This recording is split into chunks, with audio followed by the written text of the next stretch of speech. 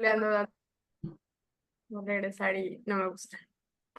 Ay, no te escuché bien porque le piqué a grabar. Ah, Dime. entonces, que luego le ando, o sea, ya en las grabaciones le pico en regresar y como que siento que no avanzo tanto. Ya. Sí, pues, o sea, es que esa es la idea.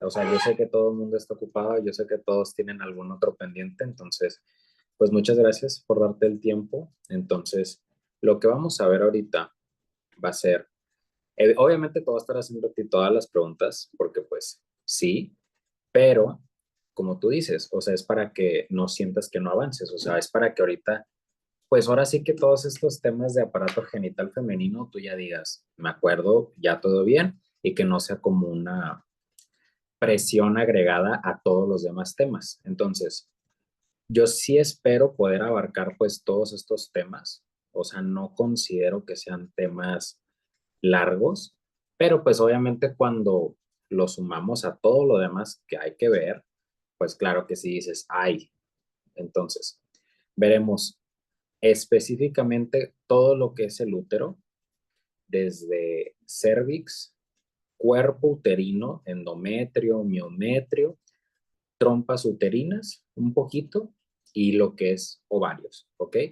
Al último viene este pequeño tema que nada más hacen que dos preguntas, una, muchas veces no las hacen, pero pues como quiera es un tema que pues vamos a ver. Entonces, para empezar con cervix, ¿ok? O sea, este es el tema de todos, tanto cervix como ovario, son de las patologías más importantes. O sea, no sabes la importancia que tiene este tema para tu formación. Entonces, yo lo primero que quiero que tengas en cuenta es esto, vamos a ver.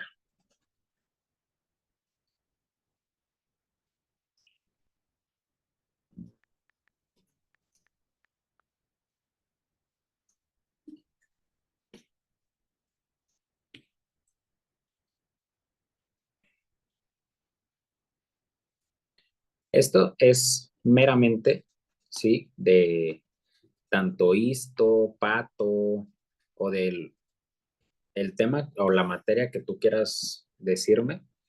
Entonces, ¿qué es lo que yo quiero que tú tengas en cuenta? El cervix es esta porción de aquí, ¿ok? En la parte exterior, el cervix se va a comunicar con el canal vaginal, ¿ok? Y tenemos, pues, formix o recesos, que son las partes de aquí. Obviamente esta imagen nosotros vemos un lado derecho y un lado izquierdo, pero quiero que sepas que esos fornix o esos recesos están de manera anterior y posterior, ¿ok? Entonces, punto número uno, epitelios, ¿ok? Toda mujer a partir de los 11 años, 10 años o 12 años, que es el promedio, empiezan la menstruación. ¿Cuál es el problema con la menstruación? Tiene que haber una sincronización tan perfecta entre ovarios, entre útero, ¿sí? Para que se lleven a cambio estos, o sea, todo este proceso, ¿ok? Ahora, ¿eso qué tiene que ver con el cervix?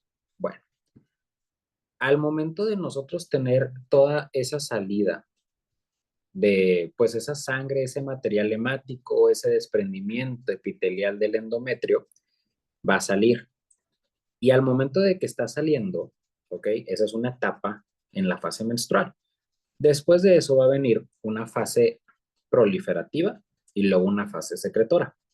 Ahora, durante todos estos cambios, durante todos estos procesos, lo que va a ir cambiando va a ser esta parte de acá. O sea, en el canal vaginal lo que va a ir cambiando es el pH o la acidificación. ¿Eso qué significa? Que el cervix es la parte del útero que está en contacto con el medio externo, así decirlo, o sea, porque el canal vaginal da hacia afuera, ¿sí? Entonces el cervix va a ser como ese borde, esa limitación entre lo de afuera con lo de adentro. Ahora, el cervix, ¿ok? Puede presentar cambios, ¿sí? Dentro de los primeros conceptos que yo quiero que entiendas es porciones del cervix, ¿cómo se divide? Tenemos la parte que yo te comentaba que está en contacto con el pH vaginal o la parte que da hacia el exterior, la cual así se ve cuando están en un estudio de una colposcopía, ¿ok? Esta imagen es la que se brinda tanto cuando estás haciendo una citología exfoliativa o Papa Nicolau, y también es la visión que tú vas a obtener cuando hagas una colposcopía. ¿Sabes la diferencia más o menos entre una citología o un PAP y una colposcopía? ¿O piensas que son lo mismo? La citología es la que se hace con el cepillito, que es El el brush. brush, Ajá. ajá, Y el Papa Nicolau sí es la ya cuando se fijan las células, una vez sacando las células. exactamente. ¿Y la colposcopía cuándo entraría? Ay, eso no me acuerdo bien, creo que... Mira, esta, te voy a poner una imagen. La colposcopía es la observación directa Ok. hacia el cérvix. Utilizas el mismo espejo vaginal y a diferencia de cuando tú nada más quieres obtener como esas celulitas del cérvix, ahora aquí lo que involucra es la visualización directa. O sea, ya no vamos a estar utilizando el citobrush o la espátula, sino es, ok, ya me salió un resultado anómalo, porque esa es la otra pregunta que te iba a hacer, pero ya me spoileé, que es cuándo hacer una colpos, ¿ok? La colposcopía se hace cuando tienes una sospecha diagnóstica o cuando ya tienes el resultado de una citología anómala. Pero excelente lo que me contestaste. Ahora, ¿qué sigue? Parte interna y parte externa del cérvix. ¿Cuál es la parte externa? La de acá, la que está hacia la periferia, y su nombre se le llama exo, ¿ok? Exo cervix. Exo de hacia afuera y la parte de adentro se le llama endocervix. Esto, ¿por qué nos interesa? Bueno, pues, ay, le piqué. Porque si tenemos un pH ácido, ¿ok? Estamos de acuerdo que el canal vaginal está hecho, número uno, para las relaciones sexuales, número dos, para el paso de un bebé, ¿ok? Porque eso es lo importante del útero. El útero solamente sirve para tener bebés. Entonces, quieras o no, el canal vaginal tiene que ser un canal fibromuscular muy resistente, que se distienda lo suficiente y que aparte resista los cambios de pH que está recibiendo por parte de los ovarios y del útero y toda la fase o todo el ciclo menstrual. Entonces, tú lo que necesitas con todo esto que te acabo de describir es un epitelio duradero, resistente, que pueda aguantar cualquier tipo, pues, no de daño, sino de estímulo potencialmente lesivo, ¿ok? ¿Cuál es el epitelio más resistente que existe? Es este de acá. Es el epitelio plano escamoso no estratificado. ¿Por qué? No, estratificado no queratinizado, perdón, no queratinizado. ¿Por qué no está queratinizado? Porque la queratina nosotros la tenemos ¿en dónde? En la piel, ¿sí? Es el mismo epitelio que la piel, no tiene queratina, pero es igual de resistente, ¿sí? Entonces, una vez que nosotros vemos todo este epitelio que viene desde acá y está presente en la parte del exocervix, ese epitelio se va a cortar. ¿Por qué? Porque ahora ya no necesitamos un epitelio capaz para todo lo que ya te describí, sino ahora necesitamos otro epitelio que tenga glándulas, ¿ok? Un epitelio que pueda proliferar, que pueda crecer y que al momento de que estas glándulas liberen moco, ese moco también tiene cambios de acuerdo al ciclo menstrual. Entonces, para no desviarme mucho, es la parte del endocervix que está hacia adentro, tiene la capacidad de la producción de moco, ¿sí? Todo lo que es la cavidad uterina, todo esto de acá, tiene la capacidad y la producción de ese moco. Entonces, ya no podemos tener el mismo epitelio, necesitamos cambiarlo. ¿Cuál es el epitelio? Es un epitelio cilíndrico, ¿sí? Que puede tener células caliciformes, que puede tener glándulas mucosas y se acabó el cuento. Ya vimos los dos epitelios, ya vimos las dos porciones del cérvix, ¿ok? ¿Y qué tiene eso de importancia? Bueno, lo más importante del tema del día de hoy es, sabiendo cómo funciona bien o lo normal del cuerpo uterino, del cérvix, los ciclos menstruales, los epitelios, las porciones del epitelio, veremos que hay un término que tú ya habías visto desde histo, que es la unión escamo-columnar. Esta unión, el epitelio plano escamoso, escamo, y la parte cilíndrica o columnar. Entonces, literalmente, eso es lo que nos divide el exocervix del endocervix. ¿Vamos bien? ¿Todo bien con eso? Sí, todo bien. Excelente. Entonces, ya podemos quitar la imagen y ahora podemos pasar a las cosas que nos importan. Esa unión escamocolumnar también se le conoce como zona de transición o zona de transformación. ¿Por qué? Porque el epitelio genuinamente se corta, cambia drásticamente a otro epitelio. Esa zona de transformación, pregunta número uno que te pueden hacer, es la zona la cual el virus del papiloma humano le gusta llegar para producir una infección. ¿Ok? Ahora, en la zona de transición o en la zona de transformación, como más se te haga fácil, en ese punto de unión, yo lo que quiero que entiendas también es células metaplásicas del endocérvix. Yo sé que tú sabes que la metaplasia es el cambio de un epitelio maduro por otro. Entonces, ¿por qué las glándulas del endocérvix tendrían una metaplasia? O sea, ¿por qué es necesario que el epitelio columnar cambie a un epitelio plano o un epitelio escamoso hacia grandes rasgos? ¿Por qué crees tú?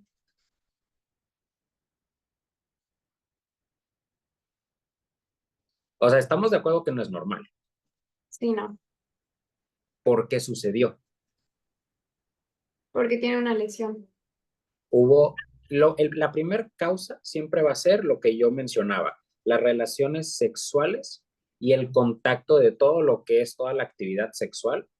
Claro que se puede ver dañado el canal vaginal y el cérvix, pero ahora llega otro punto importante. También las células del endocérvix pueden cambiar dependiendo el ciclo menstrual o en qué parte estés. ¿Por qué? Porque yo sé que ustedes chicas ya lo saben, pero cuando tú estás en una fase proliferativa, el pH vaginal se acidifica porque luego cuando estés en una fase secretora, que la idea es que en ese entonces suceda la ovulación, se tengan relaciones sexuales, la liberación de espermatozoides y el pH no sea ácido, sino que sea alcalino. ¿Para qué? Para no matar a los espermatozoides y favorecer la fecundación. Entonces, no solamente es el tener relaciones sexuales, sino también el mismo ciclo menstrual nos puede favorecer a la metaplasia. Y yo te pregunto, entonces el problema es que haya metaplasia o en realidad eso es normal. En realidad es normal. Exacto. ¿Cuál es el problema? Cuando este factor de aquí entra, o sea, la exposición a un virus, ¿ok? Más al rato te voy a hablar los mecanismos de transmisión que tú ya los conoces, factores de riesgo, pero yo lo que tú quiero que tengas en cuenta es, hay metaplasia. O sea, entonces es como si poco a poco, vamos a volver a poner la imagen, es como si poco a poco este epitelio de acá arriba lo estuviéramos sustituyendo, o sea, que el epitelio plano fuera creciendo. Lo que estoy pintando, vamos a imaginar que es el epitelio escamoso que está subiendo hacia el endocérvix, ¿ok? Entonces, lo que está pasando es que nosotros estamos recorriendo esa unión escamosa, la estamos haciendo más hacia arriba y estamos haciendo que el epitelio columnar cambie. Ese es el punto o es a lo que el virus llega directamente, al epitelio metaplásico. ¿Dónde va a estar ese epitelio metaplásico? En la unión escamo-columnar, ¿ok? El BPH no te va a infectar a todo el útero o a todo el cérvix, se va a enfocar en la zona de transición. ¿Dónde vas a encontrar esa zona de transición? En la citología, en el Papá Nicolau, ¿ok? Entonces, ¿cuáles son las primeras células que se van a ver infectadas? Las células basales. ¿Cuáles son las células basales? Vamos a usar esta imagen, que este es el epitelio plano escamoso normal, y estas son las células basales, todo lo que está aquí abajo. ¿Por qué? Porque si te das cuenta, conforme van aumentando las capas, hay menos núcleos y hay más espacios vacíos. O sea, se empiezan a nuclear las células, o sea, deja de haber un núcleo. Entonces, las células que nos importan son las células basales de la zona de transición. ¿Ok?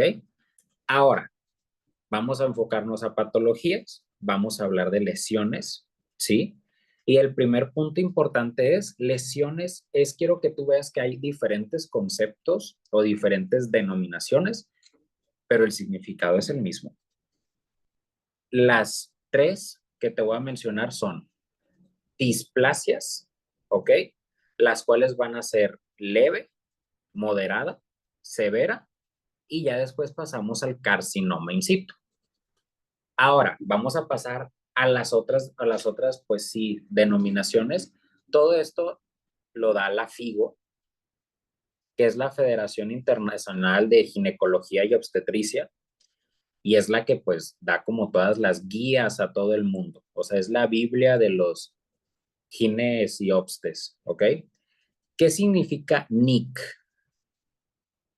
N de neoplasia, la I intraepitelial y la C cervical. Neoplasia intraepitelial cervical, ¿sí?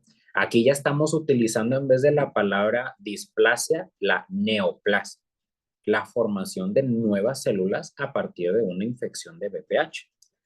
Y después entra otro término que es lesión intraepitelial de bajo grado y lesión intraepitelial de alto grado. Y todos estos son sinónimos, ¿ok? Si yo te estoy diciendo que estamos hablando de una lesión intraepitelial de bajo grado, es lo mismo que si yo te dijera NIC1 y es lo mismo de si yo te dijera una displasia leve. Ahora, cuando ya empezamos a hablar de lesiones intraepiteliales de alto grado, a partir de la displasia moderada o NIC2, ¿ok? Hay nada más 3 grados de NICs, o sea, NIC 1, 2 y 3. Y en el caso de las lesiones intraepiteliales es bien sencillo, o es de bajo grado o es de alto grado. ¿Ok? Esta tablita, créeme que no es necesario que te la machetes porque vas a ver que vas a comprenderlo todo bien, bien. Entonces, una vez de haberte hablado de todo lo que es lesiones epiteliales, yo quiero que tú sepas que estamos hablando de epitelio, nada más del epitelio del cérvix. Entonces, las lesiones, ¿por qué? Bueno, pregunta, antes de hablar de más. ¿Por qué aquí de volada dice carcinoma in situ y no dice carcinoma invasor?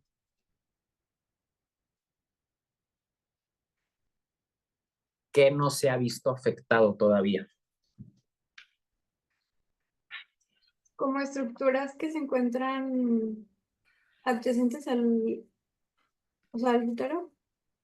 Te estás yendo muy grande, muy macroscópico. Vamos a irnos más micro.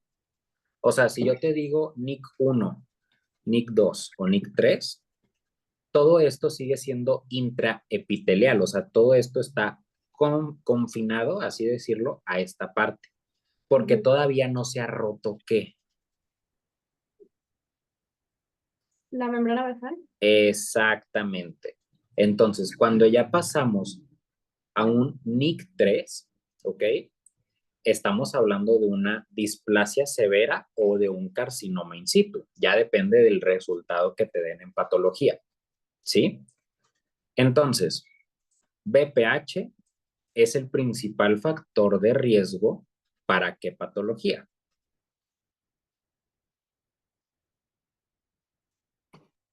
Para carcinoma de útero. Para cáncer cérvico-uterino. Te vas a dar cuenta que conforme avances, le van a decir CACU, que CACU suena feo, es CACU, carcinoma cérvico-uterino, ¿ok? Ahorita estamos enfocados hacia una neoplasia.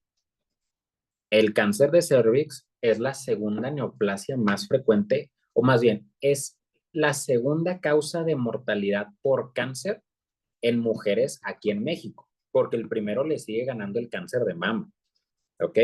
Este es un cáncer que se diagnostica muy rápido, muy fácil, pero yo te pregunto a ti, ¿por qué crees tú que ahorita estudiante de quinto semestre, que todavía te falta mucho, ¿por qué crees que necesites aprenderlo desde ahorita? Ya hablando realistas, dejando de lado los libros teóricos, ¿por qué te importa a ti? ¿Tú qué crees?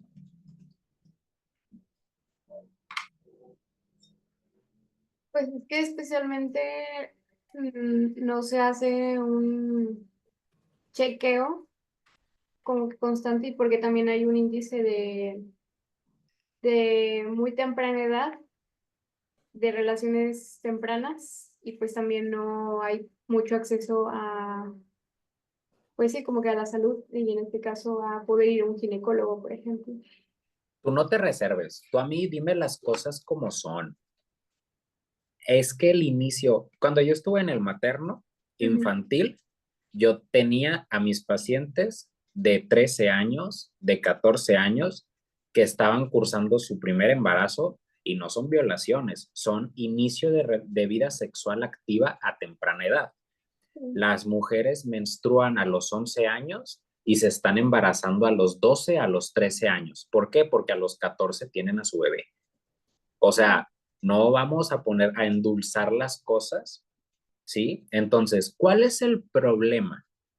Que el cáncer de cervix y toda esta plática, muchos te dicen, es que es el inicio de vida sexual activa a temprana edad. Bueno, primero hay que definir qué es temprano, pero si le ponemos 12, 13 años, 14 años, ¿cuál es el verdadero problema? Número uno, si tú tienes relaciones sexuales una vez, o sea, tú, caso hipotético, tienes 18 años, es tu primera vez teniendo relaciones sexuales con tu nueva pareja, no novio, no novia, tu nueva pareja, y resulta que él tenía BPH y tú no te diste cuenta y él tampoco ni sabía. ¿Por qué? Porque hay que decir, las infecciones por BPH son asintomáticas, ¿ok? No hay síntomas, no hay sangrado, no hay dolor postcoital, no hay nada, ¿ok? Te infectas. Entonces, tú no formaste parte de la epidemiología, de que, ¿cómo? Yo tuve relaciones sexuales hasta los 18. Sí, el problema es que la persona con la que estuviste ya tenía una infección por BPH, ¿ok? Y aparte de que las infecciones por BPH son asintomáticas, también hay las infecciones pues son latentes, ¿ok? El significado de latente es que duran muchos años desarrollándose, ¿ok? O sea, el hecho de que tú desarrolles esto de aquí, una lesión de alto grado, no te llevó semanas o meses, donde ahí viene mi otra pregunta. ¿A qué edad, o más bien no a qué edad, cuántos años se tarda en evolucionar una lesión de bajo grado, o sea, un NIC1, al desarrollo de un carcinoma invasor? O sea, toda esa línea, o sea, todo esto, ¿cuánto tiempo crees que tarde en progresar todo esto? Yo creo que unos 10 años. De 10 a 15 años. O sea, incluso le puedes extender 5 años más. O sea, entonces le dimos al virus 15 años para que se estuviera replicando y que nos estuviera produciendo lesiones. Ahora, ¿quiénes van a ser nuestro enfoque poblacional de aquí en México? Porque el sistema en México está de la supercola. Desgraciadamente, las mujeres. Porque ahora, pregunta, ¿BPH es una infección de predominio femenino? ¿Sí o no? Sí, La respuesta es no, ¿ok? ya. La vacuna contra el VPH no debería de ir solamente contra las mujeres, debería ir contra también los hombres. Oye, pero ¿por qué si lo que produce es cáncer de cervix o lo que produce es en mujeres? Bueno, el VPH también se asocia a cáncer de pene, a cáncer de uretra. O sea, también produce lesiones en el hombre, Pero pero es que portadores. exactamente, justo a eso iba. Muy bien, portadores, ¿ok? Si hablamos dentro del, relaciones sexuales de mujer que tiene sexo con hombres, ¿ok? Para no meternos en identidad de género, nada de eso. Lo más, o sea, lo que está aceptado es hombre que tiene sexo con hombres, mujer con mujer o mujer con hombre. Si hablamos de mujer que tiene sexo con hombres, para que toda la relación sexual se lleve a cabo, se necesita de un pene y de una vagina. ¿Estamos de acuerdo? Entonces aquí la pregunta es, ¿quién le transmitió la infección a quién? ¿Quién era el portador o qué onda? El ¿Sí me hombre, explico? ¿Mandé? hombre, mujer. En la mayoría, los portadores son los hombres, ¿ok? Pero en realidad es un 50-50. O sea, también las mujeres son portadoras. ¿Por qué? Porque estamos hablando que para que se desarrolle el cáncer pasaron de 10 a 15 años, tú tuviste la infección, no tuviste tus cuidados de relaciones sexuales seguras, no tuviste tu citología al año, no seguiste las recomendaciones de un año después de que inicies tu vida sexual activa, hazte tu primer Papa Nicolau, ¿ok? Esa es la mejor recomendación del mundo. Un año después de tener relaciones sexuales, ocupas hacerte un Papa Nicolau. Dejamos de lado a la edad que hayas empezado a tener relaciones sexuales, simplemente un año después. ¿Por qué? Preferible agarrar una lesión que lleva un año formándose, entre comillas, a que lleve 10 años, 15 años, ¿ok? Y de esto podemos hablar horas y horas. Es un tema que de verdad me gusta mucho, o sea, lo vi en Gine y todos los Gines. Esta es una neoplasia que da tristeza. ¿Por qué? Porque ahorita en el HU, en el hospital que está al lado de donde tú estudias, hay pacientes de 35 años, de 38, ¿ok?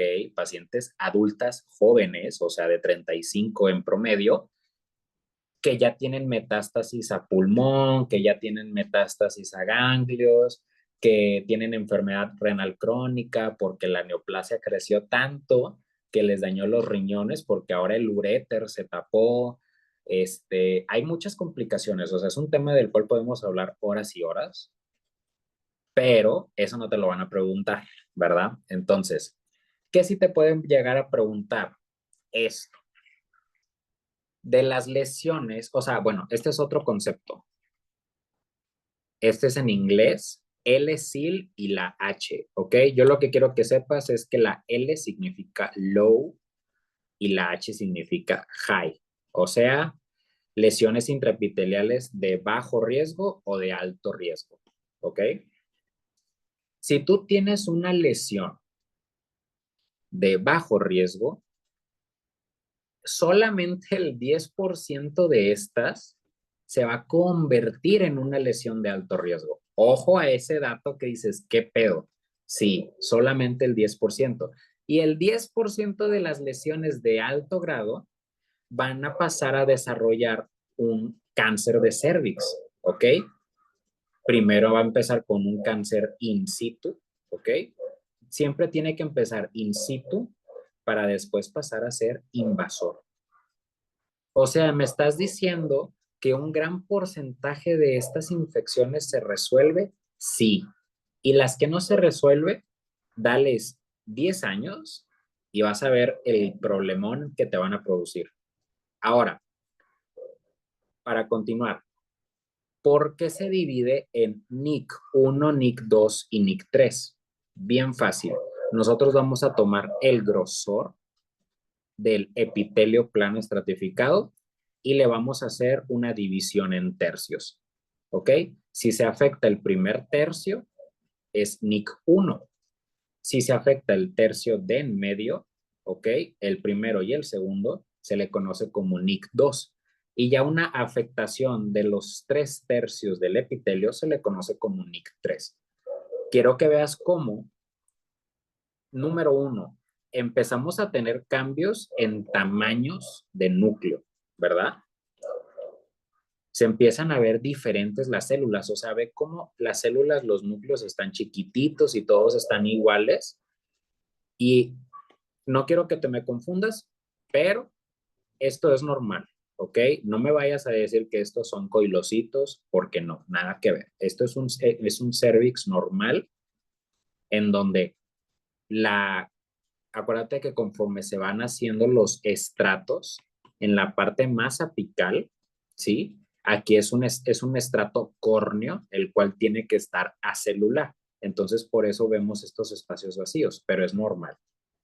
El problema es cuando empezamos a hablar de NICs, NIC1, NIC2, NIC3. ¿Por qué? Porque ya estamos hablando de una neoplasia intraepitelial cervical. ¿Y qué tiene que haber para que se forme una neoplasia intraepitelial cervical? Ya tuvo que suceder ¿qué? ¿Una infección por VPH? Por BPH, exactamente. Y ya ves cómo los núcleos, los tamaños empiezan a cambiar, a aumentar de tamaño. Y ahora sí, ¿qué ves aquí que acá no se ve? Los núcleos agrandados. Exactamente. O sea, ya no se están destruyendo las células, que es lo normal. O sea, ahora ya estamos teniendo núcleos en la parte apical. Ok, aquí, estos de aquí, ¿cómo se les van a llamar? ¿Son los coilocitos? Exactamente, aquí ya son coilocitos. Esa es otra pregunta que te van a hacer. Ahorita vemos las características de los coilocitos.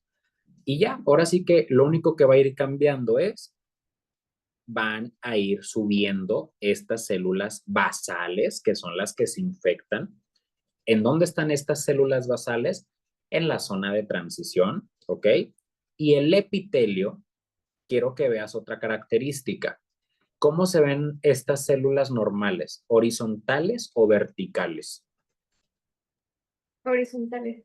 Exacto. Y conforme vayan aumentando o progresando la tipia de las células neoplásicas y conforme se vayan aumentando los estratos o los tercios afectados, ahora, ¿cómo ves la disposición de las células? ¿Vertical o la ves horizontal? Vertical. Exacto. Se empiezan a verticalizar.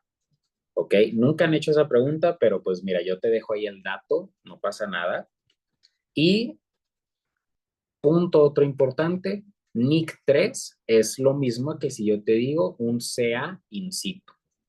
¿Ok? ¿Qué necesito tener afectado para que se le llame un cáncer in situ? La capa de mero arriba, la capa apical, ¿sí? Todos estos son sinónimos, displasia leve, moderada, severa, NIC1, 2 y 3, o de alto grado, de bajo grado. Eso sirve nada más para tu entendimiento. ¿Por qué? Porque no te hacen preguntas directamente de eso.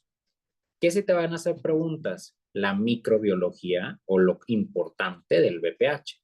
Primer pregunta de examen, que es la pregunta más regalada que te van a dar.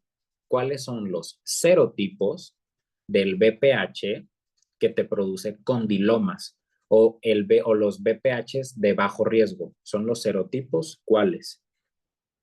Es el 6, el 8 y el 11, creo.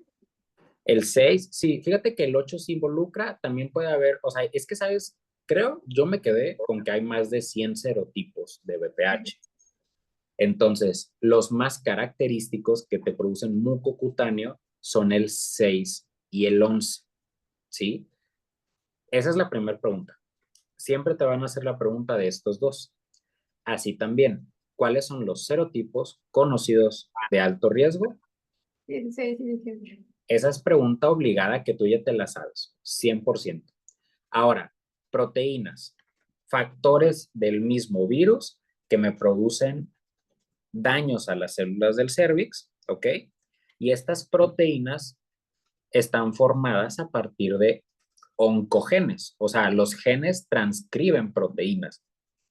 ¿Cuáles son las proteínas? E6 y E7, o los factores E6 y E7, que así también lo pueden preguntar.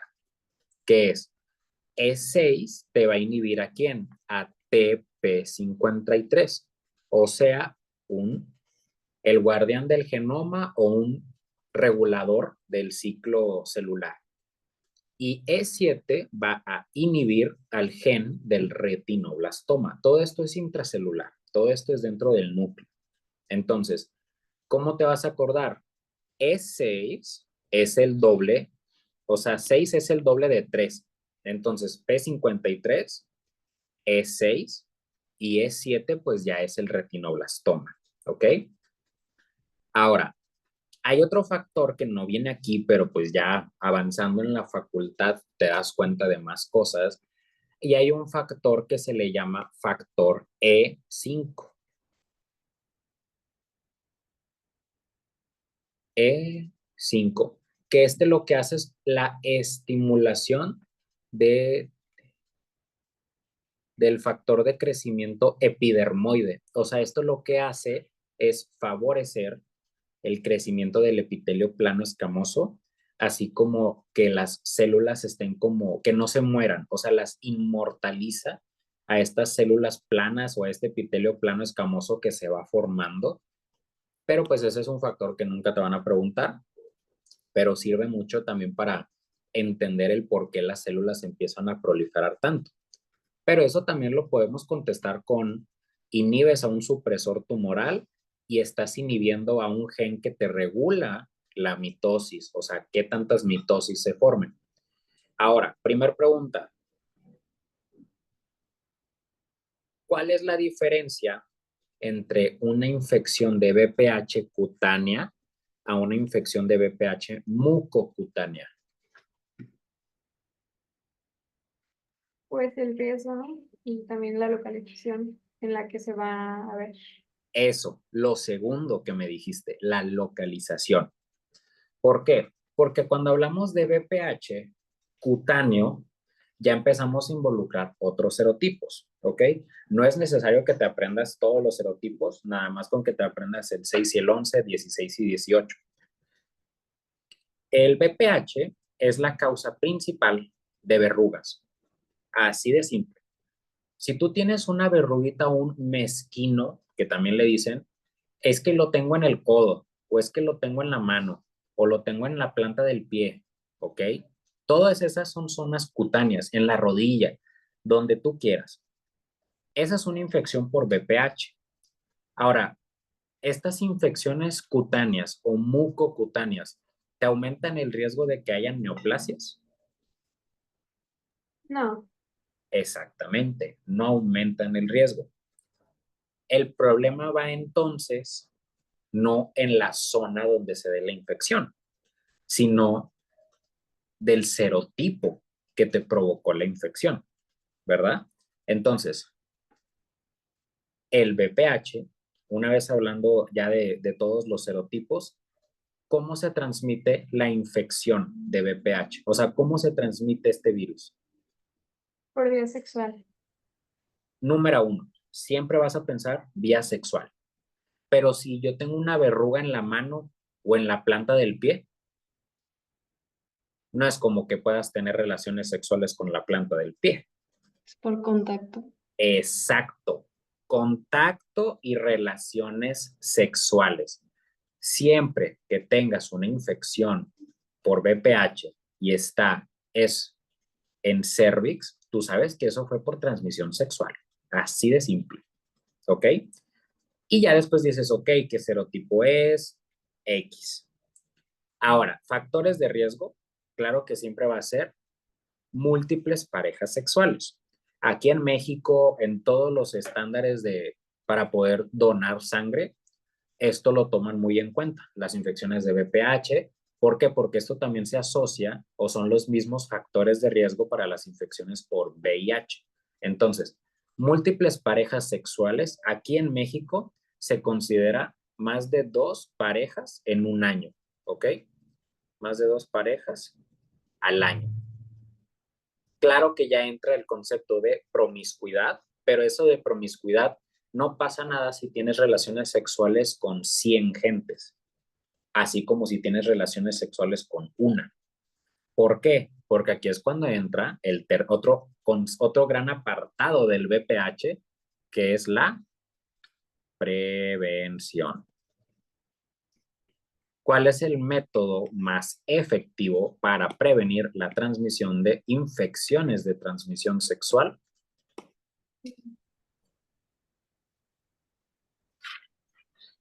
¿Cuál? El condón. Exactamente. El condón tiene eso que le gana a todos los demás métodos de planificación familiar. Que si dispositivo intrauterino, que si implante subdérmico, que si pastillas. Ok, nada de los métodos que me digas que no sea el condón disminuye el riesgo de tener una infección de transmisión sexual. ¿Ok?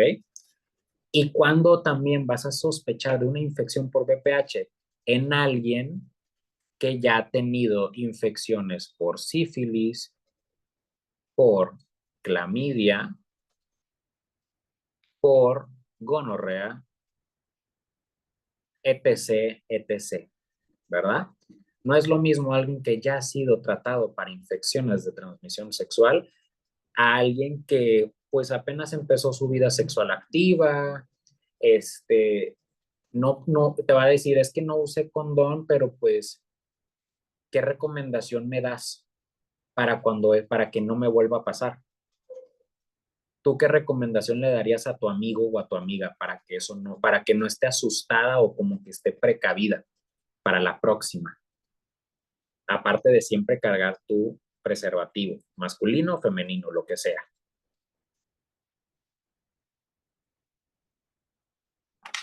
Y es bien obvio, y los doctores de gine son a veces bien, ¿cómo se llama? Bien nefastos por cómo te cuentan todas sus anécdotas y todo porque son señores, pero tienen un punto.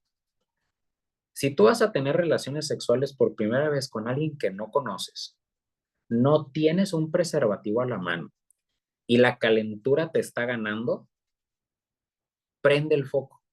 De donde sea que vayas a tener la actividad sexual, prende el bendito foco, la luz. ¿Por qué?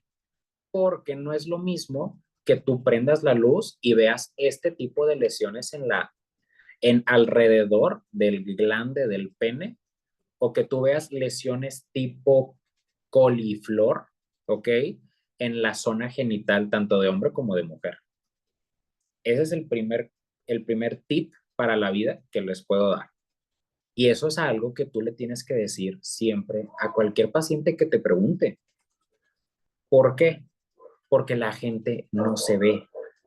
Y tú dirás, ¿cómo que no se ve? Sí, tú puedes explorar a un paciente masculino. No, pues es que yo vengo por un dolor en testículo. Le bajas el pantalón o él se baja el pantalón y empiezas a explorarlo y empiezas a ver todos este tipo de lesiones. Y te lo digo porque ya me pasó. Y tú les preguntas, güey, ¿qué pedo? Ah, no, nunca había visto. Ni me fijo, yo pensé que eran así normales. Y tú así de, ¿qué pedo? O sea, ¿qué pedo? Esto es un tema, no solamente, esto es un tema 100% sociocultural. Así de simple. Ahora, ¿cuál va a ser? Ahora sí, pregunta de tu examen. Cuadro clínico de una infección por VPH no hay. Estamos de acuerdo.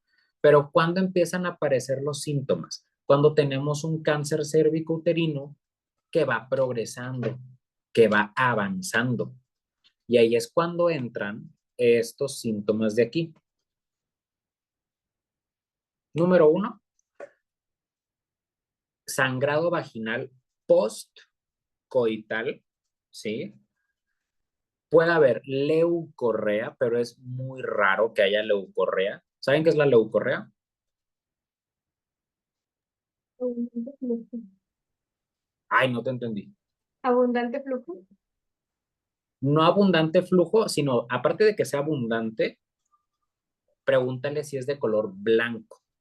Ujú. ¿Por qué? Porque no es lo mismo el flujo, el moco, dependiendo del ciclo menstrual, ¿sí? Entonces, yo no les tengo que explicar nada a ustedes, pero el moco no es lo mismo, es muy diferente el moco de la fase proliferativa a la leucorrea por una, no sé, una vaginosis o una infección. Es un flujo bien distinto, o sea, cambia, se hace blanco, lechoso e incluso pueden tener grumos, ¿ok? Y eso es algo también muy importante. ¿Por qué? Porque también hay que saber discernir entre vaginosis o una infección o estamos ante otra cosa, ante algo un poquito más maligno, por así decirlo. Ahora, dispareunia. ¿Qué es la dispareunia?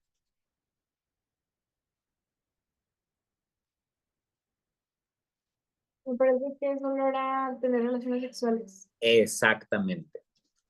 Estas preguntas nadie cuando estás en pato te las contesta, o sea, porque como esto es muy de prope de sexto semestre, todos están así de no, pues quién sabe, pero sí, excelente, muy bien.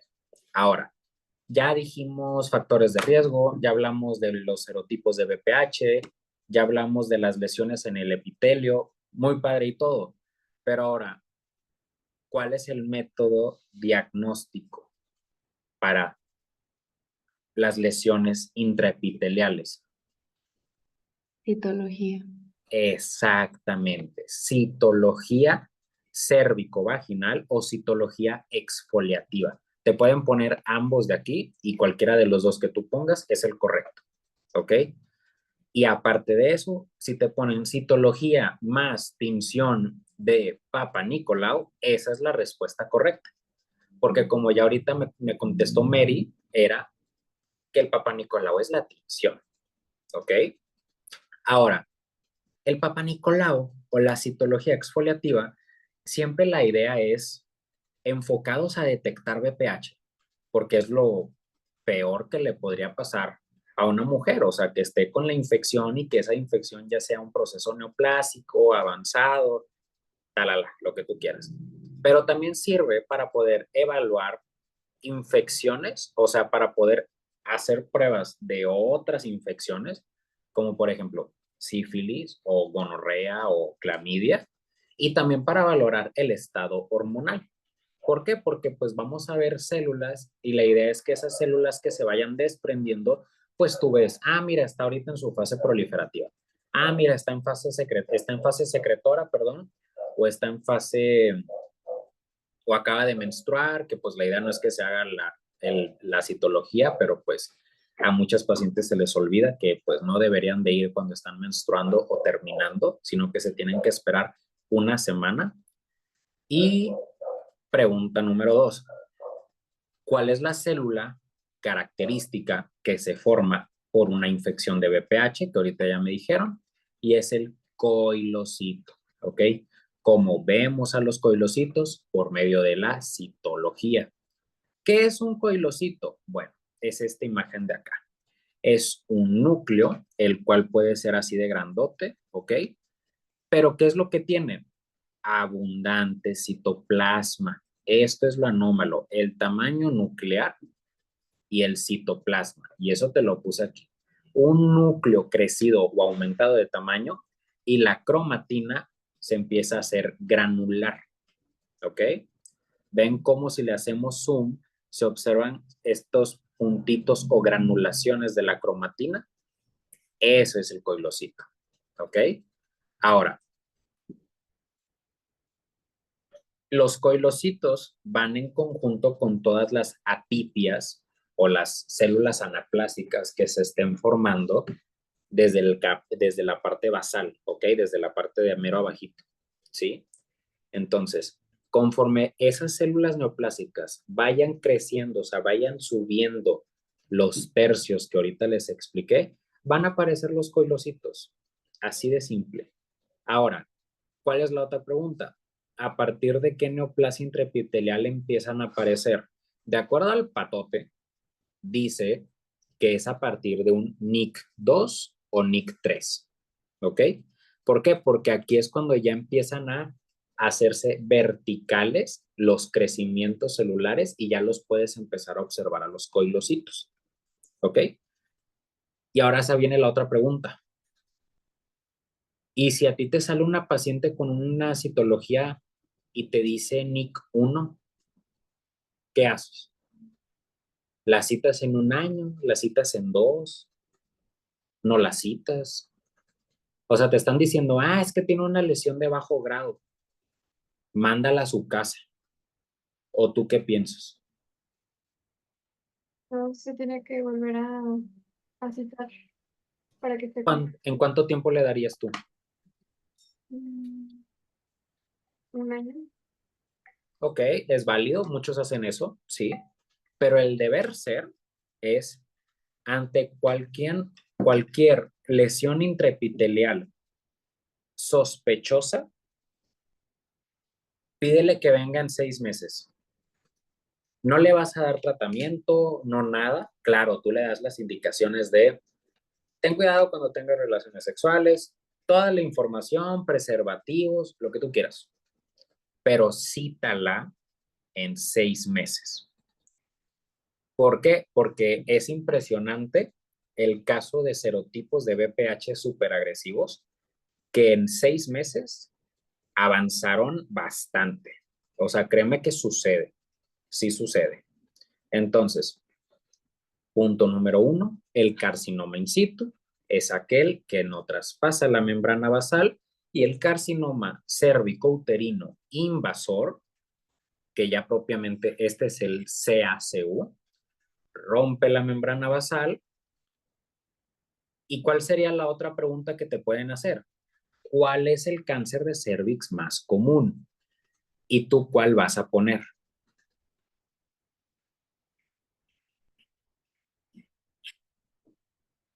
¿Espinocelular, escamoso o epidermoide? Esos tres son sinónimos. Y si te preguntan, oye, pero es que se formó el carcinoma espinocelular y lo que tú quieras. Oye, pero ¿de qué parte del cervix se formó? ¿Del exocervix o del endocervix?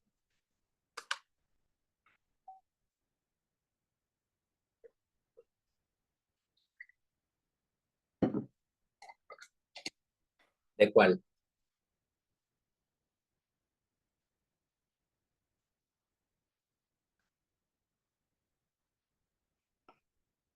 Estamos hablando de aquí de un epitelio de qué tipo.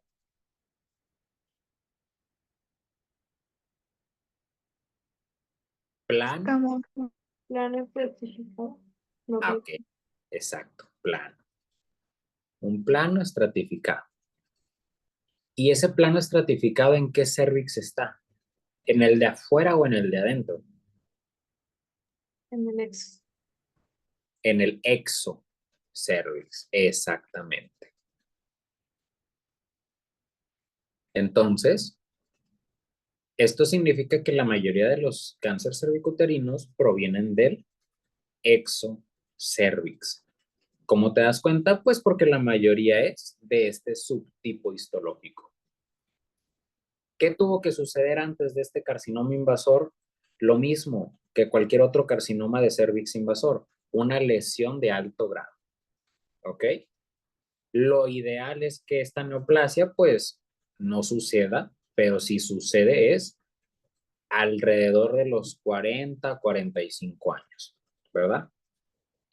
¿Qué síntomas pueden haber cuando tú tienes un carcinoma espinocelular invasor? La leucorrea fétida, sangrado vaginal poscoital, dolor de tipo pélvico, un dolor que las mujeres lo describen en la cintura, o incluso me tocó en la guardia de urgencias, ahí en la consulta de emergencias, que es en cruzando el puente, y La paciente ya tenía su cita con gine y lo que tú quieras, pero pues estaba sintiéndose mal.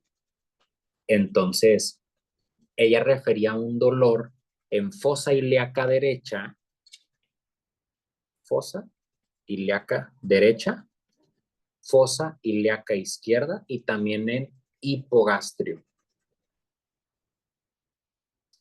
Y ya después me enseñó su receta y decía que pues ya Gine la había mandado a hacerse una biopsia. Y por los síntomas que tenía, pues yo sí dije, lo primero siempre es descartar un cáncer de cervix, ¿ok? El dolor pélvico es algo muy característico de esta neoplasia. Y adivinen cuál es el problema. ¿Por qué creen que ella vino a consultar conmigo si ya tenía su cita con Gine, si ya le habían ordenado la biopsia, o sea, todo? Pero ¿por qué creen que fue conmigo a consultar? Lo que sí les digo es, no había sangre, no tenía nada que ver la sangre. ¿Por qué creen que fue?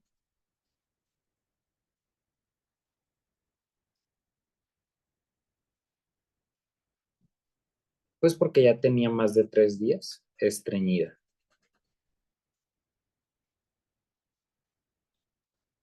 Y si la paciente refiere estreñimiento y constipación, ¿tú cuál sería tu hipótesis así que tú digas, ojalá no esté sucediendo esto?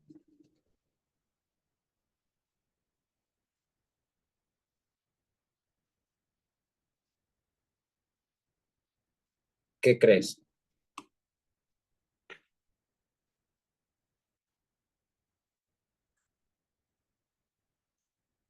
No se agüiten, contesten, no pasa nada. Al fin de cuentas estoy para que no se les olviden las cosas. Mira. ¿Dónde está? Vamos a usar esta imagen. Si estamos hablando de que el problema surgió aquí, que aquí está el cervix, y la paciente presentaba estreñimiento, ¿qué crees que pueda estar sucediendo? Una metástasis. Capaz no metástasis, sino una qué. Vas bien. Obstrucción por crecimiento, o sea, por efecto de masa. O una invasión hacia atrás, hacia el recto, ¿sí? También este tipo de neoplasias, claro que les produce anorexia. Cuando es un caso avanzado, no tienen hambre, no quieren comer y claro que si no comes, puedes tener constipación, pero siempre tienes que tener en cuenta, oye, ¿qué tal si en realidad pues la tumoración está creciendo? ¿Ok? ¿Cuál es la característica microscópica de un carcinoma espinocelular? Es la formación de perlas córneas. Esto te lo van a preguntar en tu examen y te lo van a preguntar cómo en un corte histopatológico, ¿cuál sería la primera estructura que te gustaría encontrar en un carcinoma espinocelular? Y tú vas a poner perlas córneas. ¿Cuáles son las perlas córneas? Estas estructuras de aquí. ¿Ok? ¿Cuál es el problema con las perlas córneas? Que las células neoplásicas, estas células no entienden si tienen que producir queratina o no. Son neoplásicas, son células que están alteradas, con función alterada, no se regulan, proliferan, producen lo que quieren. Entonces empiezan a producir queratina y esta queratina se empieza a hacer como una capa de cebolla y se empiezan a hacer células alrededor. Eso es lo característico del carcinoma espinocelular. Y ahorita hablando lo que les expliqué de la constipación y el estreñimiento, hay un término muy importante que se le conoce como pelvis congelada. ¿Qué es la pelvis congelada? Cuando a partir del cervix empieza a haber una invasión, o sea, el cáncer empieza a crecer tanto que se empiezan a invadir los tejidos de alrededor o los órganos, ¿verdad? Entonces, del cervix, el primer lugar al cual se va a empezar a asomar va a ser hacia vagina, ¿ok? Después empiezan a invadir los costados, o sea, pasamos a parametrio, ¿ok? A la serosa, ¿ok? Al epitelio que está recubriendo al útero. Y nos vamos a ir tanto anterior como posterior. Anterior hacia la vejiga y posterior hacia el recto. Y después pasamos a ganglios pélvicos, ganglios paraórticos. ¿Y qué estructura entra por la parte posterior de la vejiga? Los uréteres. Y cuando los uréteres se empiezan a obstruir, pueden formar insuficiencia renal por reflujo de orina, reflujo urinario crónico. ¿Ok? El adenocarcinoma, a diferencia del espinocelular, sí se puede asociar al BPH18, sí, pero también tiene un factor hormonal importante que sería el hiperestrogenismo. Pero este de aquí es el 10% de los casos de cáncer de cervix, entonces no te lo ocupas aprender, ¿ok? ¿Dudas o preguntas de patología cervical? O sea, bueno, no de cervicales de acá arriba, pero de cervix. ¿O todo bien?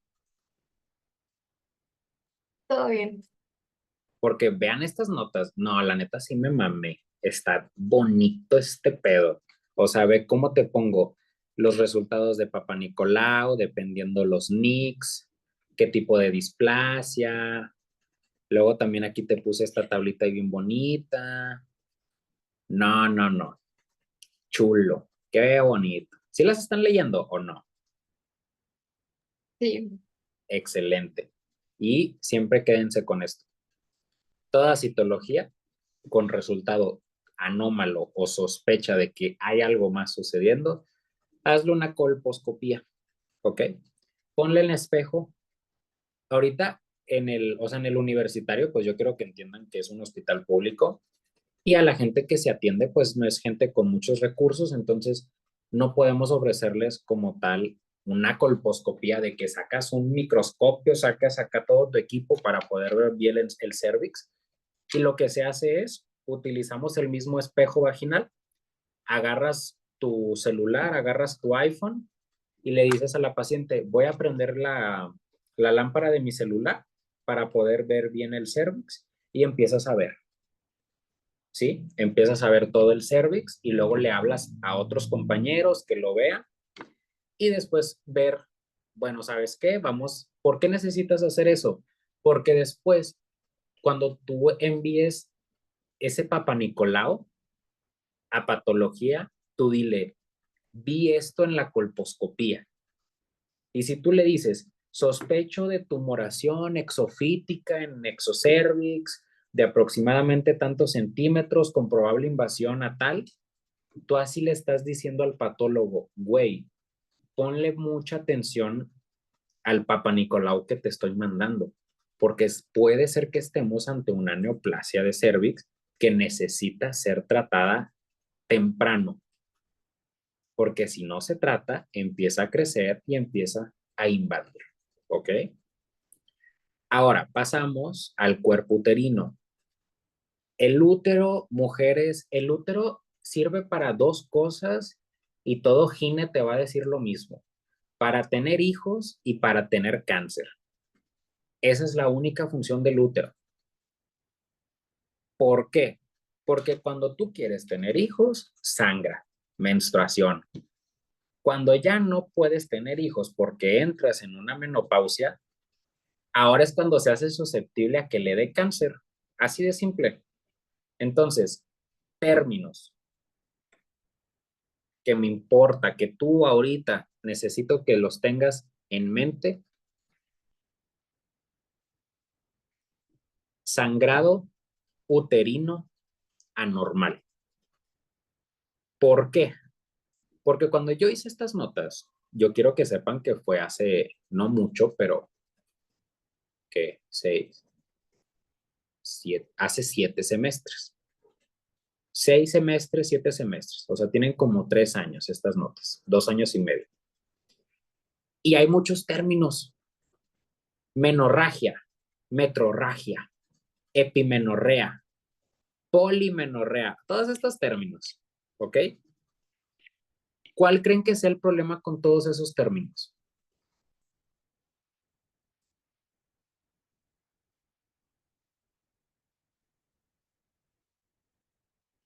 O sea, el único que me sirve es la metrorragia. ¿Por qué? Porque es un sangrado fuera del periodo menstrual. ¿Y tú cómo preguntas eso?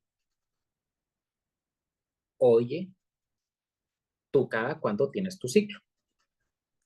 Ah, o sea, ¿eres regular o eres irregular?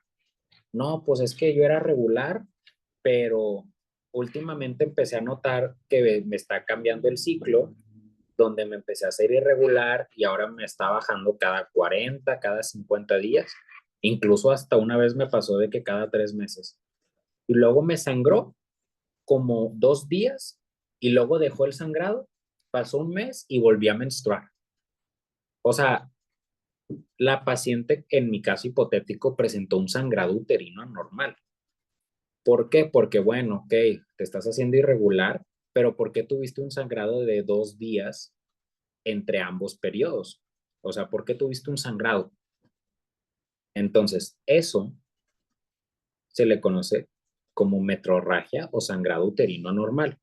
¿Por qué ya no se utilizan más términos? Porque es muy confuso. Si tú dices menorragia, alguien te va a decir, es que es el aumento en la cantidad de flujo. O sea, sí, pero pues yo te entendí metrorragia.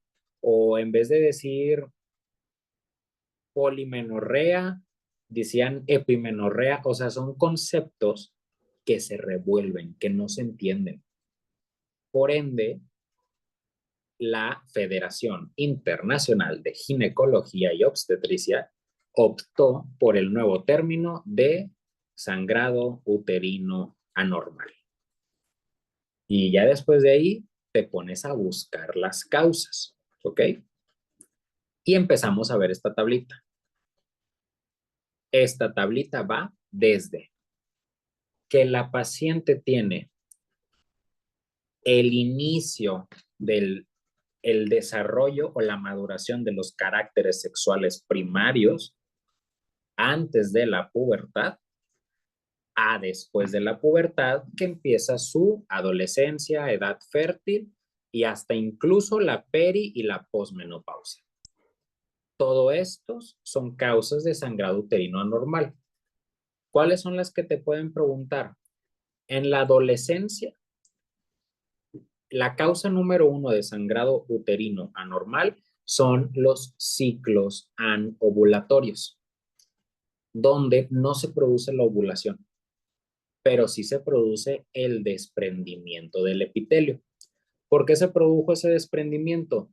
Porque se produjeron muchos estrógenos, simplemente no se ovuló y ahora ocupa haber todo ese barrido de endometrio, ¿ok?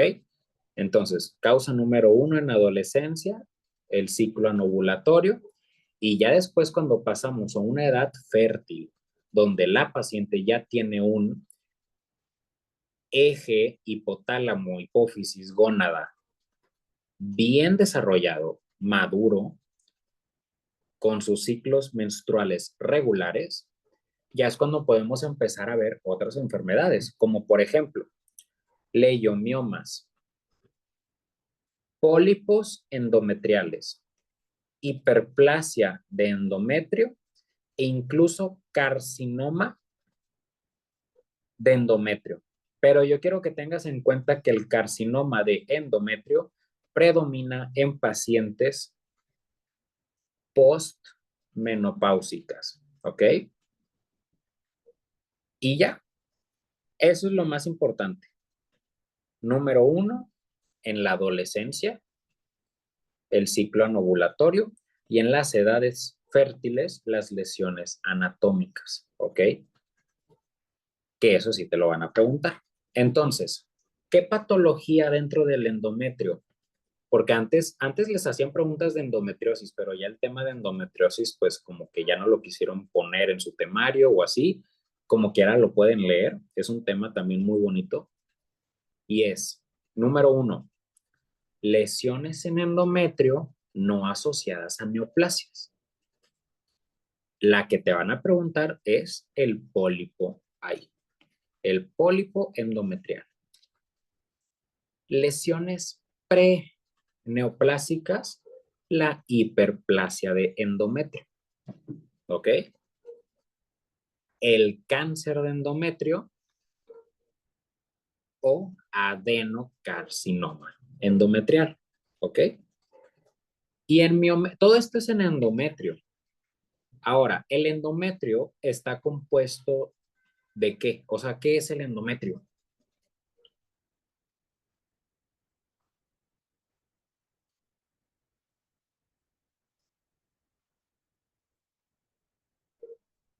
¿Qué es? Así de simple, ¿qué es el endometrio?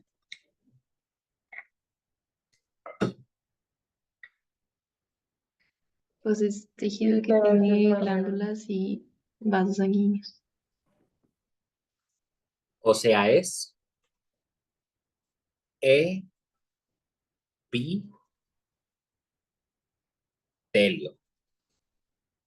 Entonces, vamos a presentar cambios epiteliales. Porque si yo te hablo de un leiomioma, ya estamos en miometrio. Porque acuérdate que el útero se divide en endometrio, miometrio y parametrio. Entonces, ¿cuál va a ser el tejido o las células que predominan en el miometrio? Muscular.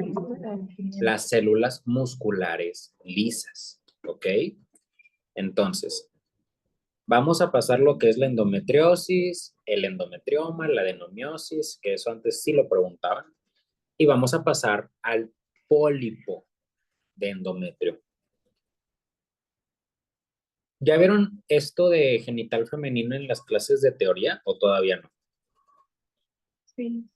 Ya, muy bien. Entonces, ¿cómo diferenciamos un pólipo endometrial de un leiomioma submucoso? O sea, ¿cómo lo diferenciarías tú?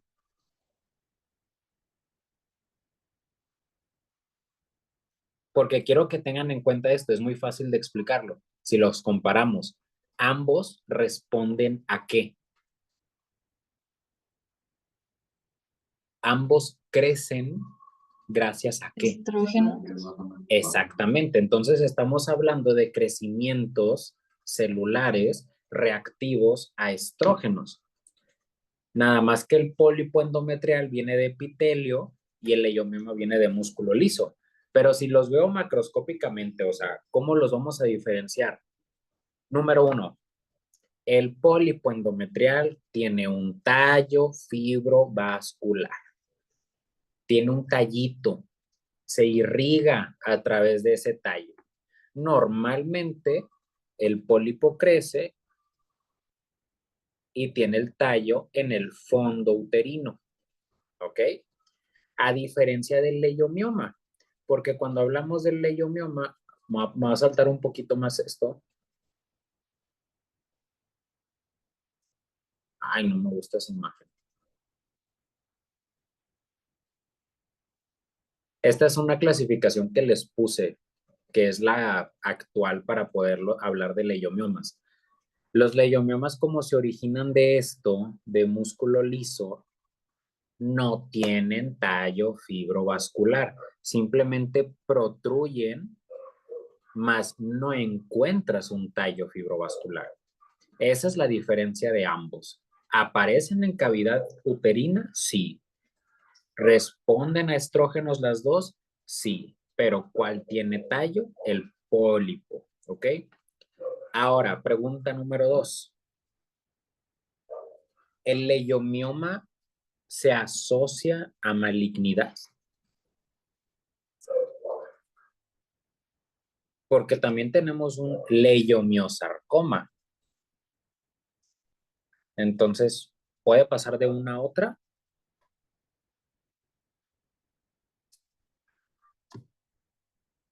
Esa es otra pregunta que también les pueden hacer. El pólipo endometrial como tal, el pólipo no se asocia a cáncer de cervix, pero en la superficie del pólipo podemos encontrar hiperplasia o zonas un poquito medio atípicas, que tú digas, híjole, no parece un adenocarcinoma, pero las células están creciendo de más. Pero si tú quitas el pólipo, quitas cualquier riesgo de poder producir una neoplasia. Y a diferencia del pólipo, el leiomioma es 100% benigno. No es posible que se transforme, ¿ok? Eso te lo pueden preguntar. Así de simple. Son dos de las patologías más frecuentes y sobre todo son causas anatómicas de qué. ¿Qué síntoma te van a provocar estas dos masas que te acabo de explicar?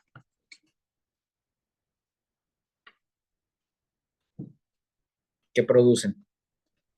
Sangrado uterino normal. Exactamente. Ya son ginecólogas ustedes. Ya pueden diagnosticar este pedo sin problema. Ahora, hiperplasia de endometrio. Ya estamos hablando del crecimiento del endometrio. Entonces, esto es lo mismo que si estuviéramos abarcando cervix. Simplemente necesitamos evaluar las características de las células, qué tan buenas, qué tan malas son. Factor de riesgo número 1, el estado de hiperestrogenismo, ¿ok? O la administración exógena de hormonas. Y cuando se administra de manera exógena hormonas, se le conoce como TRH, o sea, terapia de reemplazo hormonal. ¿Qué es la hiperplasia? Es la proliferación de las glándulas del endometrio, ¿sí? Y se asocia a mutaciones en el gen PTEN, que esa es pregunta también del examen. ¿A qué se asocia la hiperplasia de endometrio? A las mutaciones en el gen PTEN. Lo único que me importa de las hiperplasias del endometrio es que tú en tu cabeza las dividas en sin atipia y con atipia. ¿Por qué? Porque ¿cuáles crees tú que son las que van a progresar a un cáncer de endometrio?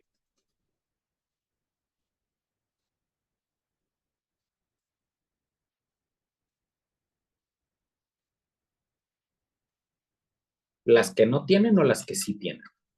Las con... Exacto. Entonces, este es un espectro. O sea, esta no es una enfermedad que nosotros vemos y decimos, ah, sí, tiene una hiperplasia, hay que tratarla o hay que hacerle cirugía. No. Simplemente está creciendo el endometrio. Nada más que así se ve sin atipia. ¿Por qué? Porque estamos viendo glándulas uniformes, se ven del mismo tamaño, se ven que respetan la arquitectura normal, ¿sí?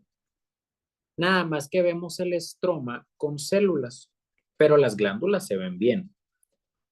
Si empieza a aumentar la proliferación de estas glándulas, ya se le puede decir que es una hiperplasia compleja. ¿Por qué? Porque están habiendo más glandulitas de diferentes tamaños, pero dentro de lo que cabe todo bien. ¿Por qué? Porque aquí no hay atipia. El problema viene acá.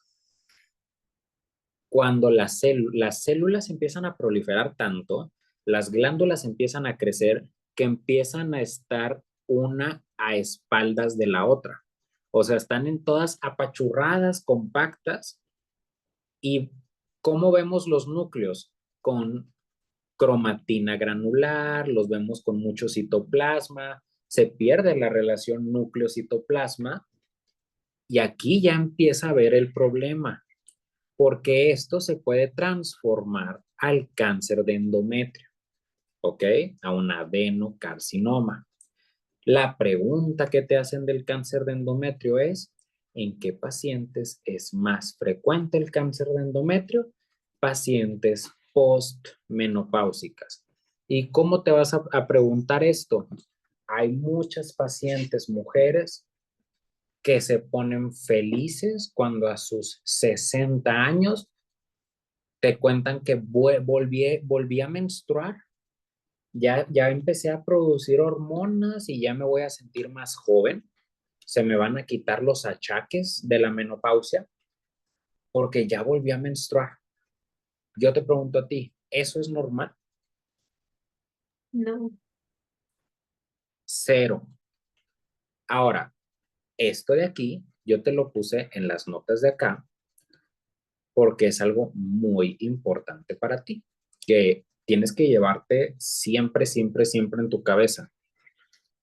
Toda paciente mayor a los 50 años que ya no esté menstruando y presente sangrado uterino anormal, tú siempre tienes que pensar, número uno, cáncer cervicouterino. Número dos, atrofia endometrial, ¿sí? La atrofia endometrial se da porque no estás produciendo estrógenos por la misma menopausia y el endometrio pues es un epitelio que responde a estos estrógenos. Entonces se empieza a atrofiar y se empieza a excretar, se empieza a sacar. Y ya después el cáncer de endometrio, ¿ok? Entonces, si te das cuenta de las tres opciones, nada más una es benigna y las otras dos son malignas, ¿ok? Ahora, ¿qué otro factor de riesgo hay? La terapia de reemplazo hormonal que ya te comenté. Y hay otra patología muy importante que muchas mujeres presentan, que es un espectro de una enfermedad no ginecológica, sino endocrinológica, nutricional, que es el síndrome de ovario poliquístico. Si alguien de ustedes conoce a alguien con síndrome de ovario poliquístico o con el tan conocido SOP, sí. ¿y qué síntomas presenta tu Eh, conocida? mucho vello o sea, como que Hirsutismo. ¿no? Ajá, que sería la barbilla, la espalda. Si tú, digo, no estamos haciendo body shaming, pero tiene un cuerpo atlético delgado o tiende al sobrepeso. Y ya sobre el peso. Tiende al sobrepeso, ¿verdad? Notas, pues obviamente están esos caracteres de hirsutismo y qué tan frecuente es su menstruación. Pues cada 3 meses, cada 4 meses. Muy, muy irregular. ¿Mande? Muy irregular. Súper irregular, ¿ok? Entonces, ¿tú qué crees que esté sucediendo con los ovarios de la persona? Los ovarios, ¿ok? Está bien padre. A mí te lo juro que me encanta esta clase, porque cuando me la enseñaron se me abrieron los ojos. Síndrome de...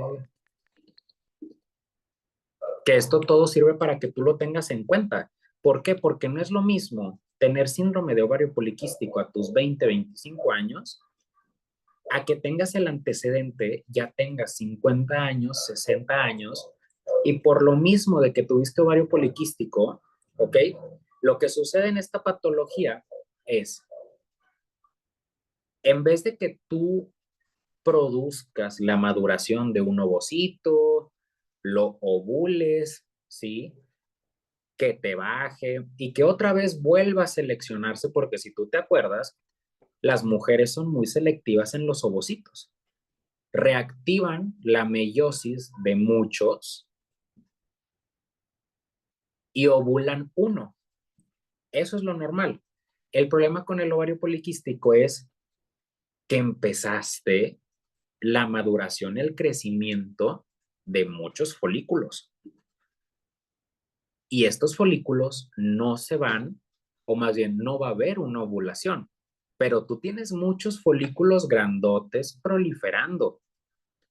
Y la respuesta viene en, ¿te acuerdas cómo se llamaban las células que están en el, o sea, que forman al ovocito, que son las encargadas de producir estrógenos? Son células de la ¿qué? De la granulosa. Y como tienes múltiples ovocitos que no ovulaste, simplemente dijiste, chingue su madre, voy a tener aquí múltiples ovocitos. muchas células de la granulosa, muchos estrógenos, y aparte de eso lo vamos a sumar con otras alteraciones endocrinológicas que después vas a conocer. Y estamos haciendo o favoreciendo un ambiente de hiperestrogenismo. Y yo te pregunto, ¿el cáncer de endometrio a qué responde o por qué se produce? ¿Se produce por él?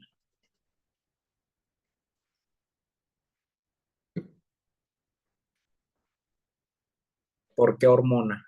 ¿O qué hormona juega un papel importante?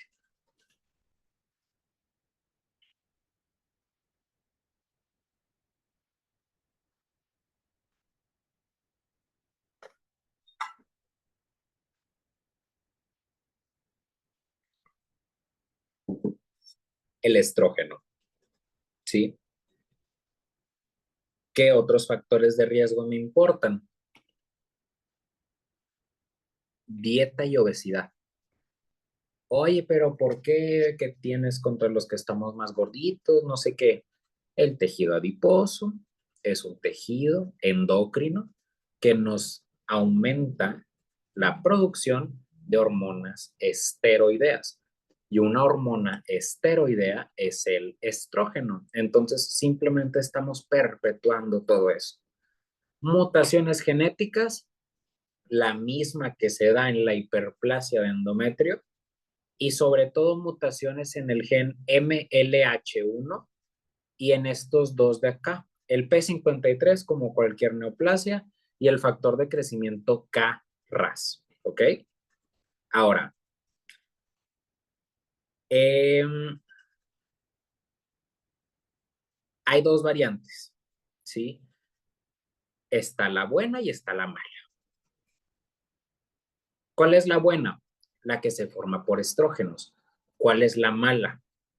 La que no se forma por estrógenos y no responde a estrógenos y es simplemente epitelio que empezó a crecer.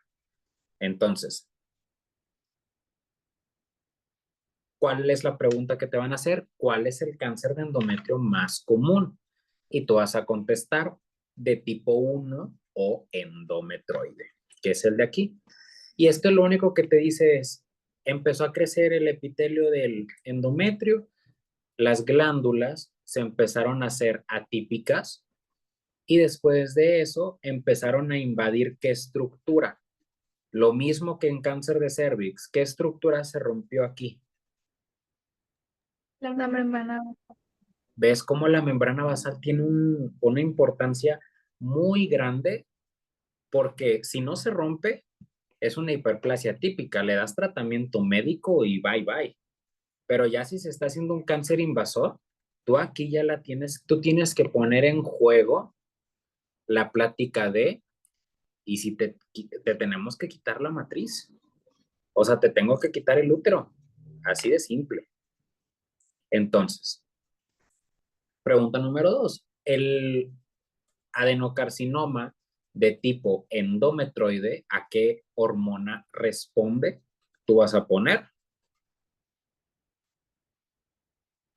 Estrógeno. estrógenos, ¿ok? Y el tipo 2 es, ambos tipos son adenocarcinomas. Nada más que el problema con el tipo 2 es que va a provenir de qué? De un endometrio atrofiado, ¿ok? Y si te acuerdas en la tablita que te enseñé ahorita en las notas, las nuevas, ¿cuál era una de las causas de sangrado uterino en pacientes posmenopáusicas?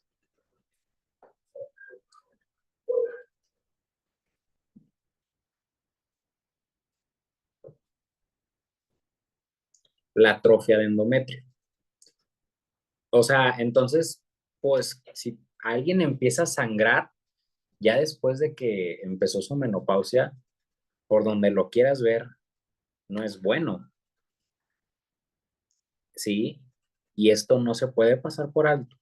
¿Por qué? Porque ahora el epitelio del endometrio, ¿sí? empieza a tener sus atipias, empiezan a aumentar las mitosis y se forma un carcinoma o un adenocarcinoma de tipo seroso. ¿Ok? Ese es el tipo 2. Y está esta tablita de acá que te dice el contexto, factores de riesgo, las mutaciones genéticas sobre todo, y cuál de las dos se ve asociada a la diabetes, a la hipertensión, a la obesidad. Es el tipo 1, que es la variante más frecuente. ¿Ok?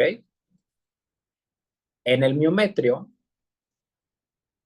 son dos patologías. O sea, créeme que el útero está bien padre porque no hay tantas cosas que le puedan suceder. O sea, si tú dominas ciertos temas, de verdad te das cuenta que no hay, o sea, ya puedes dominar la ginecología y es el leiomioma, ¿ok? La miomatosis uterina. Y para eso voy a usar estas notas de aquí. ¿Por qué? Porque quiero que tú entiendas, te van a preguntar, siempre la primera pregunta que te van a hacer es, ¿de qué está formado el leiomioma? Y tú, pues es músculo liso. Haces de músculo liso a remolinados. Y la segunda pregunta va a ser, o te pueden poner, descríbeme el leiomioma. Y te van a poner, haces de músculo liso. Haces de músculo liso a remolinado. Inciso C, haces de músculo liso a remolinado con tejido conectivo fibroso y pseudoencapsulado. Esta es la palabra clave del leiomioma, una pseudocápsula, porque como prolifera el músculo liso, proliferan los fibroblastos y se hace un tejido conectivo y una tipo cápsula, pero no están encapsulados. Pregunta número 2. ¿Cuál es el tumor benigno o la tumoración benigna más frecuente de tracto genital femenino? Leiomioma. ¿Ok? ¿Alguien de ustedes conoce a alguien que haya tenido un leiomioma o una miomatosis? Es muy frecuente. ¿No les ha tocado nunca así? No. Bueno, para que ustedes se den una idea. Bueno. Miren. Tengo una foto de cuando yo estaba en el materno, ¿sí? Ahí se hacen cirugías de todo, ¿verdad? Y me tocó meterme a una cirugía para miomas uterinos. Entonces, antes de enseñarles la foto, porque yo nada más quiero saber, nadie de ustedes está comiendo, nadie de ustedes es así súper asquerosa, nadie dice de que, ay, guácala, ¿qué le pasa a este vato? Todo esto es para que tú te des cuenta de que es la patología más frecuente benigna en las mujeres, ¿sí? ¿A partir de quiénes se pueden empezar a formar leiomiomas? Si ya te está bajando, tú ya puedes tener leiomiomas porque ya estás en un ambiente estrogénico. Gracias a Dios, el 70% no te va a producir síntomas.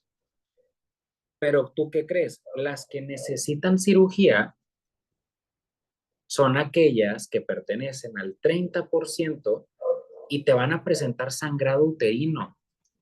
Ahora, el tip que les doy es,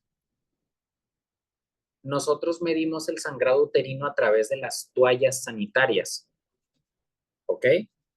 No es lo mismo una toalla sanitaria nocturna a la toalla que usas en el día a día que te puedes cambiar, que la cambias cada 4 veces, 5 veces, porque ambas tienen una cantidad diferente de absorción, ¿sí? Lo que sí les voy a investigar es la cantidad de mililitros, porque ya no me acuerdo, pero sí es importante siempre preguntar la cantidad de toallas que la paciente tiene que cambiar o cuántos tampones deja llenos de sangre. ¿Por qué? Estas pacientes llegan a tener una hemoglobina de 4, de 5. Y si tú no te acuerdas de la hemoglobina normal, tu mujer deberías de tener al menos 12 gramos de hemoglobina. Y si baja abajo de 7 ya es un criterio para transfusión. Entonces, imagínate cómo se sienten estas pacientes con 4 o 3.5 de hemoglobina. O imagínate el sangrado que presentó, ¿ok? ¿De dónde se origina? Del músculo liso, del miometrio. Los estrógenos nos aumentan la sensibilidad del tejido a que éste prolifere, ¿verdad? ¿Cuál es el leiomioma más frecuente? Son los de tipo intramural, o sea, estos de acá, o sea, los que están aquí, directamente en el músculo liso, ¿sí? Y después pasamos a los subserosos y los más raros son los submucosos, ¿sí? Los que están cerca de la serosa son los que nos dan síntomas de compresión urinaria o de compresión digestiva, ¿sí? Después chéquense esta tablita de aquí, la verdad, muy buena tabla, que nada más les sirve pues para también saber un poquitito más. Y ahí va, vamos a ver.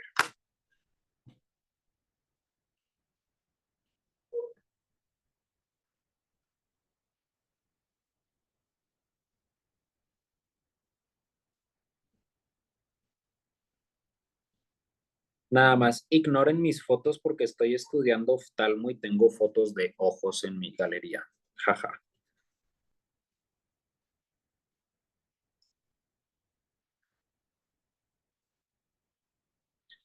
Ahí va.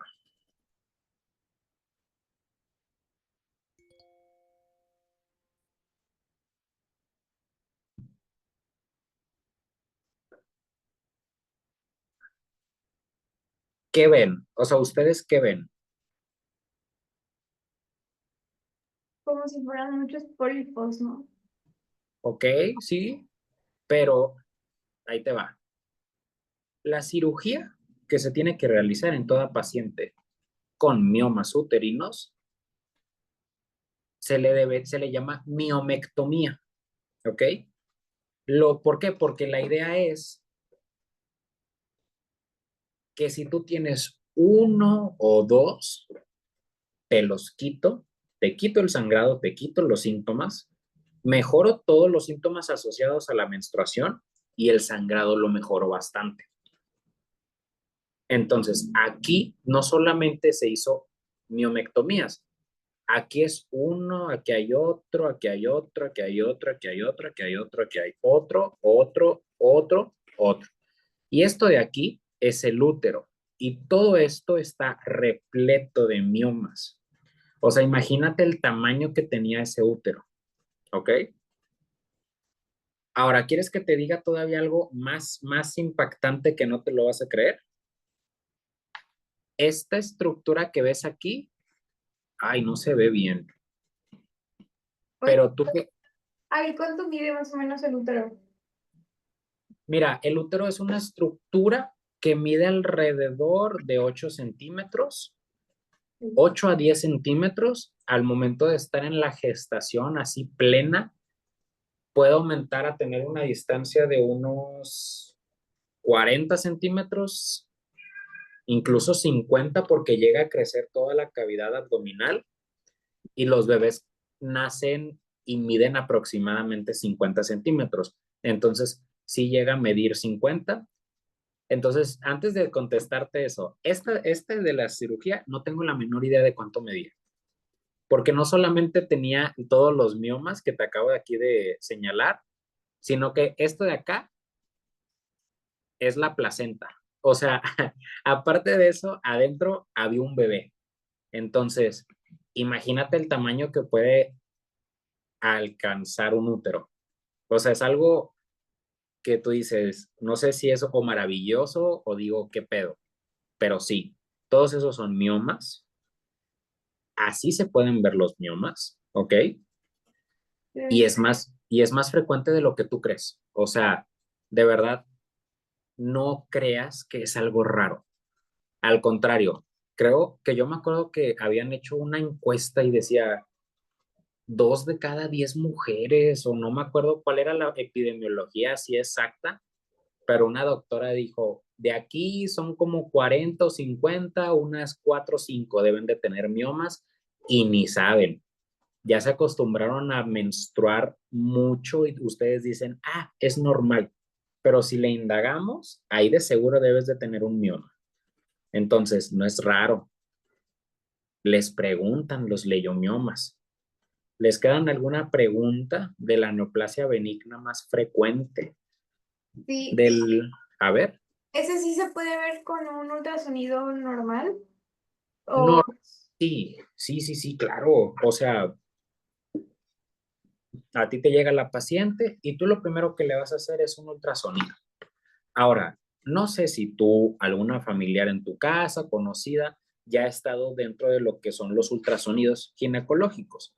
Tenemos el suprapúbico, que se pone encimita de la sínfisis del pubis, de sínfisis del pubis, abajo del ombligo. El problema, ¿cuál es? Si nosotros le decimos a la paciente, toma mucha agua, llena la vejiga, ¿para qué? Para aumentar la transducción de las ondas del ultrasonido para poder ver bien la imagen, tú de igual manera sigues teniendo un órgano, ¿verdad? Adelante del útero, que es la vejiga. Entonces, lo primero se recomienda hacer un ultrasonido transvaginal, meter el transductor por canal vaginal y ahí se pueden observar muy bien los leiomiomas. El problema es, depende mucho de quién esté el ultrasonido y puede que no llegues a ver de que leiomiomas muy chiquitos. Entonces, es raro que se haga un TAC porque pues, ¿para qué ocupas un TAC? Simplemente lo que necesitas es la excusa de ver cuántos leiomiomas tiene y meterla a quirófano. ¿Por qué? Porque siempre al inicio de los leiomiomas se prefiere dar tratamiento médico, ¿ok? Se prefiere disminuir el sangrado, disminuir dolor, pero no te estoy quitando la tumoración. No sé si me explico. O sea, no te estoy quitando tu causa de base. sí, claro. Entonces, lo mejor es quitar miomas. Y así como te enseñé la imagen, así pueden crecer. Entonces, imagínate el sangrado que tenía. Esa paciente ya le estaban transfundiendo, creo que su segundo o tercer paquete eritrocitario. Se nos estaba yendo con zanjudas porque estaba sangrando bastante. Y aparte de eso, tenía un bebecito adentro. El bebé creció, tuvo restricción de crecimiento, entonces estaba chiquito, muchas cosas. Entonces, es una neoplasia benigna y tiene muchas implicaciones, ¿ok? Y después tenemos que tumores de ovario. Ah, ya pasamos hablando de la mamaria. Mm, vamos a ver, el día de mañana no las voy a poder ver porque tengo guardia. Y como me salió una emergencia, también voy a tener guardia el domingo porque tengo que reponer una guardia. Entonces, como ustedes presentan el 27, mm, todavía tenemos toda la próxima semana para ver clase. Entonces, no sé si les parezca vernos el lunes, que es asueto, nos podemos ver temprano. Sí sabían que hay asueto el lunes, ¿verdad? Que no vamos a la escuela. Sí, lo supe hasta hoy. Sí, yo también, literal. Entonces, nos podemos ver el lunes tempranito, unas 3 horas para aprovechar bien el día. Y ya lo que queda neta que es nulo. O sea, a mí lo que más me importaría es abundar mucho en glándula mamaria y ya lo que es locomotor, piel y sistema nervioso central, fácil, se va rápido. Entonces, no sé qué te parezca si nos vemos el lunes. Sí, está bien. Sí, Sí, está bien. Porque ya ahorita es viernes y yo sé que ahorita ustedes pues no es como que digan, ay, sí, qué padre, vamos a estar aquí en clase en la noche. Entonces, déjenme, dejo de grabar.